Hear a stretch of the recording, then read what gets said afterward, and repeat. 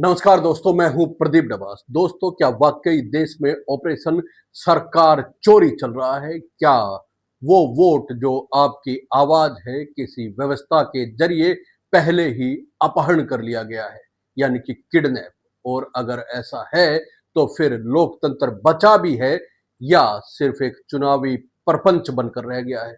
राहुल गांधी ने आज जो कुछ कहा वो सिर्फ एक आरोप नहीं, वो एक चार्जशीट थी। एक ऐसी चार्जशीट जो सीधे चुनाव आयोग और सत्ताधारी पार्टी यानी कि बीजेपी के दरवाजे पर सवाल ठोकती है। राहुल बोले, बिहार में वही हो रहा है जो हरियाणा में हुआ है। वोटर लिस्ट के से नाम गायब, घर नंबर 0 और ब्राजील की मॉडल जो हरियाणा में 22 बार वोट डाल चुकी है। अब जरा सोचिए, अगर ये सब सच है तो फिर वोट सिर्फ वोट नहीं, ऑपरेशन कहा जाएगा दोस्तों। और अगर झूठ है तो क्या राहुल गांधी देश की सबसे अहम संवैधानिक संस्था यानी कि चुनाव आयोग को कटघरे में खड़ा कर रहे हैं? राहुल गांधी की प्रेस कॉन्फ्रेंस 1 घंटा 20 मिनट चली, लेकिन हर मिनट एक नया सवाल उठाती रही।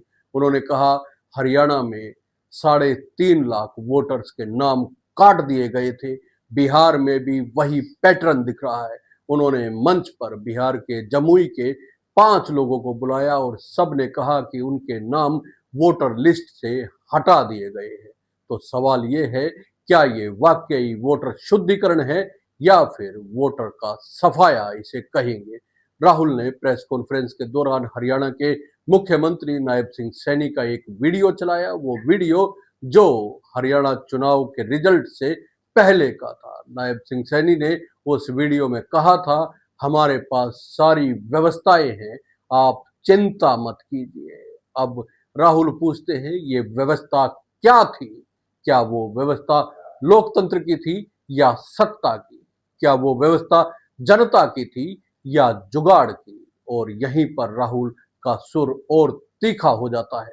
वो कहते हैं कि हरियाणा विधानसभा चुनाव में 25 लाख वोट चोरी हुए।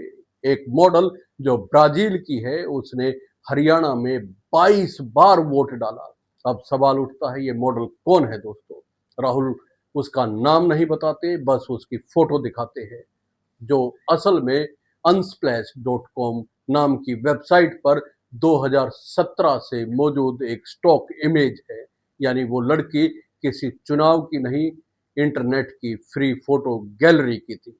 यहाँ कहानी एक और मोड़ लेती है। सवाल उठता है, राहुल गांधी ने जो तस्वीरें दिखाई वो वोटर लिस्ट में कैसे पहुंची? कैसे इतना बड़ा फर्जीवाड़ा हो गया? ये एक सिंबॉलिक उदाहरण था वोटर फर्जीवाड़े की कहानी दिखाने के लिए। दोस्तों, आपको लगता है एक मॉडल को आप किस तरह के नामों से पुकार सकते हैं जो इस देश की है भी नहीं? कहीं उसका नाम स्वीटी है या कुछ और नाम से उसके वोट बना दिए गए। अगर आपको लगता है कि ये मुद्दा सही है तो अपनी राय जरूर दीजिएगा कमेंट बॉक्स में, और बताइए कि अगर हरियाणा में इस तरह की धांधलेबाजी चुनाव में हुई है जो राहुल गांधी ने आरोप लगाया है, तो ये बेहद गंभीर है या राहुल गांधी ऐसे ही आरोप लगा रहे हैं क्योंकि बीजेपी के नेता और केंद्रीय मंत्री किरण रिजिजू ने भी राहुल के सवालों पर जवाब दिया है, तीखा हमला बोला है।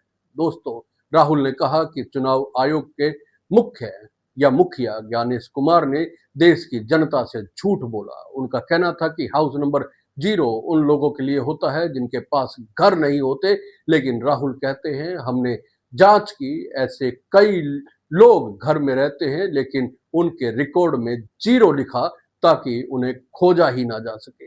एक घर में 66 वोटर, एक में 100 और कोई नहीं रहता। राहुल का आरोप साफ है, ये गलती नहीं, ये डिजाइन है। उन्होंने यहां तक कहा कि ये कोई गलती नहीं, ये जानबूझकर किया जाता है। अब ये आरोप अगर सच है तो ये सिर्फ चुनाव आयोग पर नहीं बल्कि लोकतंत्र की पूरी प्रक्रिया पर सवाल कहा जा सकता है। लेकिन अगर ये झूठ है तो ये देश की जनता को बरगलाने की कोशिश भी कही जा सकती है। और यही दो पंक्तियों के बीच की जंग है। भारतीय राजनीति की असली तस्वीर भी यही दिखती है। अब आप सोचिए, अगर वोटर लिस्ट में आपके नाम के आगे 0 लिख दिया गया है, तो क्या आप भी शून्य हो जाएंगे? आपकी पहचान, आपकी आवाज, आपका पता, आपका हक, सब कुछ मिट जाएगा। क्या यही है डिजिटल इंडिया, या फिर डिजिटल इंडिया की बात करने वाली सरकारें? अब बात करते हैं राहुल गांधी के विपक्ष के समर्थन की। उन्होंने कहा कि सुप्रीम कोर्ट सब देख रहा है और कार्रवाई अब कोर्ट के हाथ में है। यानी कांग्रेस अब कानूनी रास्ता शायद नहीं, बल्कि जन भावनाओं का सहारा लेने जा रही है। लेकिन सवाल यह भी है, अगर सबूत इतने पक्के हैं तो कोर्ट में याचिका क्यों नहीं डाली जा रही? क्यों हर आरोप सिर्फ प्रेस कॉन्फ्रेंस तक सीमित है? केंद्रीय मंत्री किरेन रिजिजू ने राहुल पर पलटवार किया। उन्होंने कहा राहुल प्रेजेंटेशन फर्जी दिखा रहे हैं। वह संसद सत्र के दौरान विदेश चले जाते हैं और थाईलैंड, कंबोडिया से प्रेरणा लेकर लौटते हैं। रिजिजू का तंज साफ था, राहुल मुद्दे नहीं ड्रामा ढूंढते हैं। वो बोले, हम भी चुनाव हारे पर कभी लोकतंत्र को गाली नहीं दी। उन्होंने कहा बिहार में एसआईआर यानी कि स्पेशल इंटेंसिव रिवीजन से लोग खुश हैं, लेकिन राहुल रो रहे हैं। और सबसे तीखा बयान उन्होंने यह दिया कि जहां राहुल जाते हैं वहां बात बिगड़ जाती है। अब यहां से कहानी दो हिस्सों में बंटती है। एक तरफ राहुल गांधी है जो कहते हैं कि लोकतंत्र चोरी हो रहा है, दूसरी तरफ सरकार है जो कहती है कि राहुल गांधी लोकतंत्र को गाली दे रहे हैं। तो सवाल उठता है, चोरी कौन कर रहा है, लोकतंत्र की या लोकतंत्र के नाम पर राजनीति की? दोस्तों, ये बात आपको और हमें समझनी होगी। वोट सिर्फ एक बटन दबाने की प्रक्रिया नहीं है, ये हमारी सत्ता पर नजर रखने की ताकत है। अगर उसी वोट की लिस्ट से हमारा नाम गायब हो जाए तो फिर ये लोकतंत्र नहीं, डेटा क्रेसी हो सकती है, जहां जो चाहे जिसका नाम चाहे जोड़ दे या काट दे। राहुल गांधी की प्रेस कॉन्फ्रेंस में एक लाइन थी, अब सुनिए ज्ञानेश का ज्ञान।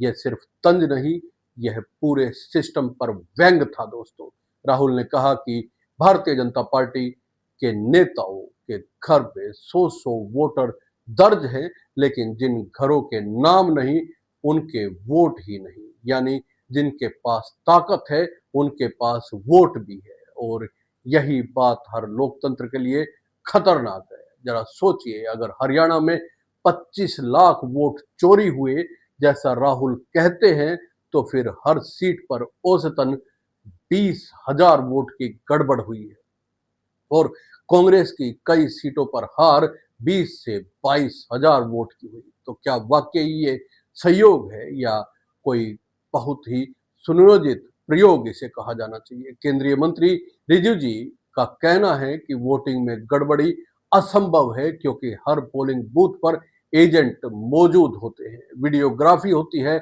ऑब्जर्वर होते हैं। वो कहते हैं अगर गड़बड़ी है तो कोर्ट में आइए, टीवी पर नहीं। लेकिन राहुल कहते हैं जब वोटर लिस्ट ही भ्रष्ट है तो बूथ पर खड़ा एजेंट क्या कर सकेगा? दोनों के तर्क अपने अपने राजनीतिक चश्मे से सही भी लगते हैं, लेकिन सच्चाई शायद इनके बीच में कहीं छिपी है।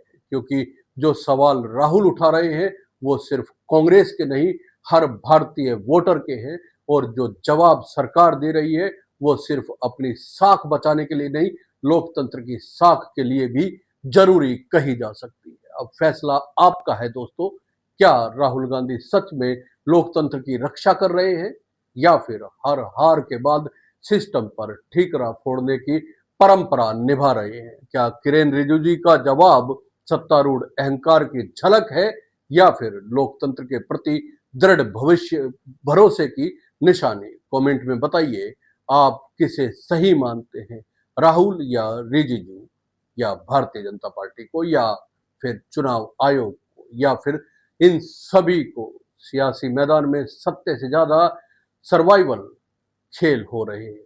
जो भी हो, अगर वोट चोरी हो रही है तो लोकतंत्र की असली हत्या वहीं से शुरू होती है, और अगर सिर्फ आरोपों की राजनीति हो रही है तो भविष्य की हत्या भी वहीं से शुरू होती है।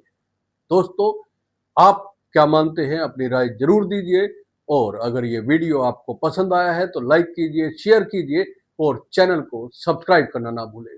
जय हिंद, नमस्कार दोस्तों।